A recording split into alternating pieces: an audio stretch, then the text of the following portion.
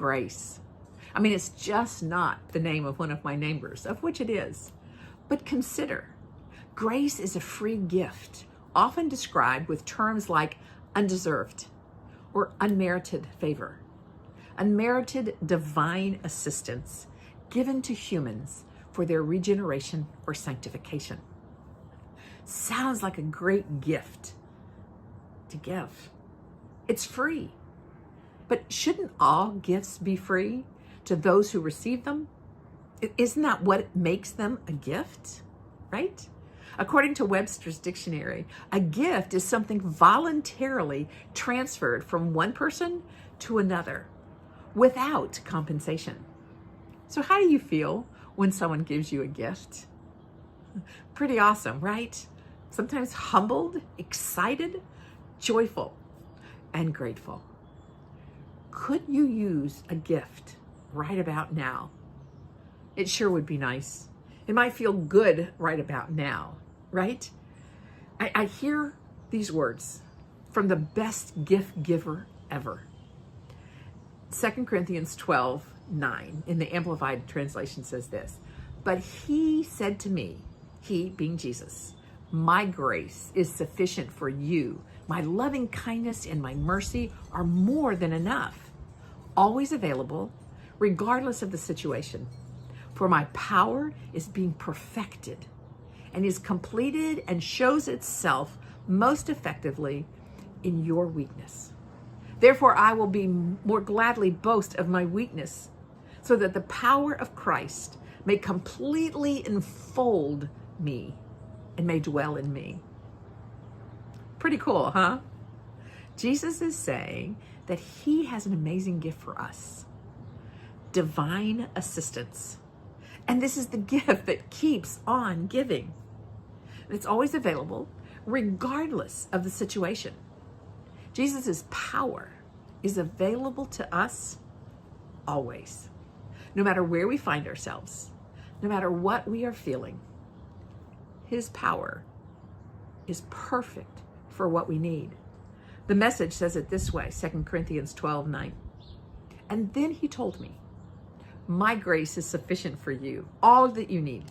My strength comes into its own in your weakness." Once I heard that, I was glad to let it happen. I quit focusing on the handicap and began appreciating the gift. It was a case of Christ's strength moving in on my weakness. My strength comes into its own in your weakness. Do you have any thoughts about that?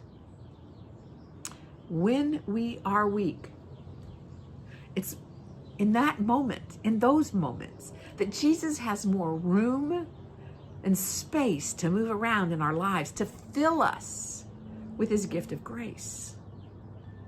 So what do you think weak looks like? Lacking power to perform physically demanding tasks? Lacking physical strength and energy? Able to break or give away under pressure? Easily damaged? Deficient in physical vigor? Feeble? Debilitated? Not to sustain or exert much weight, pressure, or strain? Not able to resist an eternal force or withstand attack? Easily upset and nauseated? Not able to function properly? I could add, weary. It's a word I use a lot. Exhausted. Spent. Have you felt weak lately? Maybe even now. I've talked to many, read on Facebook posts, seen Instagram shots, and observed people who have been and are feeling more than one of these experiences, and all at the same time. To celebrate when we are weak, that's an interesting perspective. As Jesus has more room, more space to move in us, to fill us with his grace. 2 Corinthians 12:9 9 in the Contemporary English says, "But he replied, 'My gift of unreserved grace is all you need. My power is stronger when you are weak. So if Christ keeps giving me his power, I am gladly brag about how weak I am.'" Okay, so what if when we feel weak, weary, sad, lost, inconsolable, shocked, we can actually open ourselves to the power of Jesus' grace, his unmerited divine assistance. Jesus has given to us humans, for our regeneration.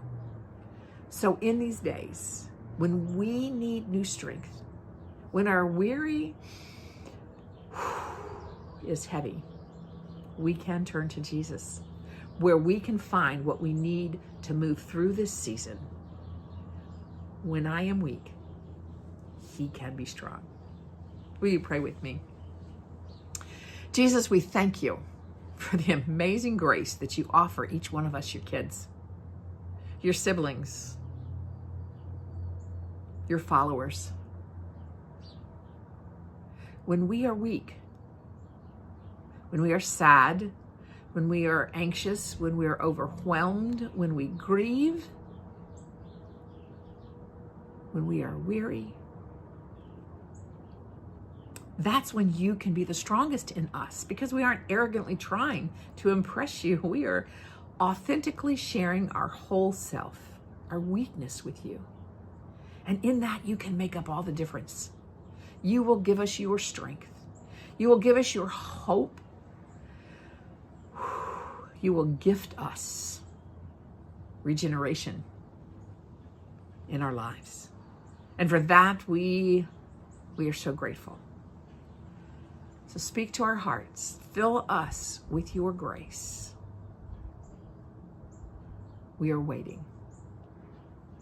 Amen. Now, Kathy, I invite you to help us with a breath practice that might help us to breathe in deeply, to recognize a space for our weakness so that Jesus can be strong. Thanks, my friend. Whether you're seated on the ground like I am, or if you're in a chair, allow your body to settle. And then as you inhale, lift those arms, look up. And as you exhale, bring your hands down in front of your chest. Inhale through your nose. Exhale through nose, bringing your hands down. And if that's too much of a movement, we'll continue with this. Just make a smaller movement. It's your breathing practice. Inhale. Exhale. And if you're doing this at the beginning of the day, you're inhaling the newness of the day. If you're doing it in the middle of the day or at the end of the day, you're inhaling what is happening. 2 more. And 1 more.